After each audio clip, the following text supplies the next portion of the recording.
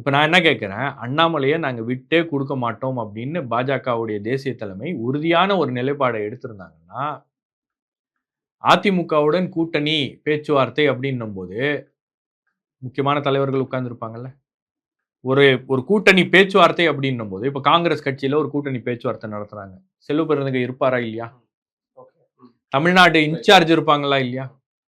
அப்ப இங்க கூட்டணி பேச்சுவார்த்தை என்பது நடந்திருக்கிறது அப்படின்னு அதிமுக சொல்லல, அமித்ஷா சொல்றாரு. அப்போ தமிழ்நாட்டில இருக்கக்கூடிய மாநில தலைவர் ஏன் இல்லை? மாநில தலைவர வச்சு நீங்க பேசியிருக்கணும்ல.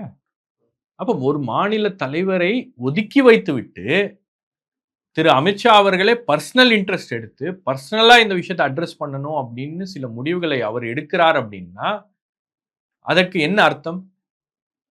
மாநில தலைவர் மீது நம்பிக்கை இல்லை. 2024 தேர்தலின் போது மாநில தலைவருடைய நடவடிக்கையால தமிழ்நாட்டுல ஏற்பட்டிருந்த ஒரு கூட்டணி என்பது உடைந்தது அப்படின்ற அந்த விஷயம் வந்து அவங்க மனசுல நிக்குது. ஓகே. ஆனா காங்கிரஸ் கட்சியை சார்ந்த அந்த கார்த்திக் சிதம்பரம் அவரே வந்து அண்ணாமலை வந்த பிறகுதான் பாஜகன்ற ஒரு கட்சியே வெளியில தெரியுதுன்னு இல்ல. அது சொல்றாரு. அது அது நீங்க வந்து நீங்க அண்ணாமலைக்கு அந்த வாய்ப்புகளையும், அந்த வசதிகளையும் வந்து பாஜக ஏற்படுத்தி குடுத்தது. நீங்க அண்ணாமலை வந்து இங்க என்ன வேணா பண்ணலாம். ஒரு அக்ரசிவான அரசியல பண்ணலாம். நீங்க என்ன வேணா பிரச்சனை பண்ணுங்க. நாங்க உங்கள பேக் பண்றோம் அப்படின்னு பாஜகவுடைய ஒட்டுமொத்த இயந்திரமும் அண்ணாமலைக்கு சப்போர்ட் பண்ணுச்சு. இப்ப தமிழிசை சவுந்தரராஜன் அவர்கள் இருக்கும்போது மாநில தலைவராக, அவங்களும் வந்து ஆட்சிக்கு வந்ததுக்கு பிறகுலாம் அவங்க வந்து தலைவரா இருந்திருக்காங்க. எங்க சென்ட்ரல்ல ஆட்சிக்கு வந்ததுக்கு பிறகு அவங்க இங்க தலைவரா இருந்திருக்காங்க. அவங்களும் பல்வேறு விஷயங்கள பண்ணாங்க. பாஜக வந்து ஒரு ஒரு ஒரு அதாவது மீடியால ஒரு பேச்சு பொருளா அவங்களும் வச்சுக்கிட்டாங்க. ஆனால் அவங்களால எதிர்த்து அரசியல் செய்ய முடியல.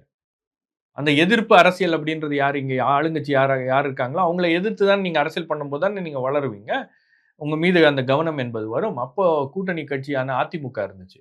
பெரிய அளவுல அவங்களால எதிர்த்து பாலிடிக்ஸ் பண்ண முடியல.